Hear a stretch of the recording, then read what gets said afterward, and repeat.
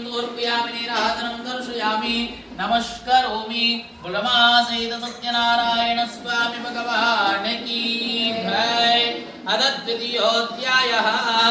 మరి ఇప్పటి వరకు కూడా ఆ శిష్యులు వ్రత విధి విధానాన్ని తెలుసుకుని మరి ఆ యొక్క గురువుని అడుగుతున్నారట.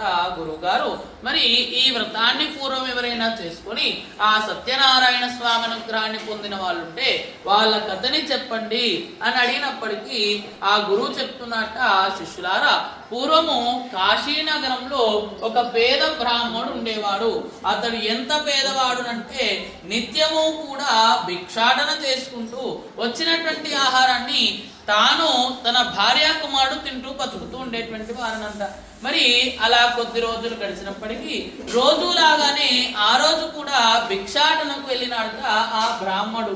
కానీ ఆ కాశీనగర వాసులు ఎవరు కూడా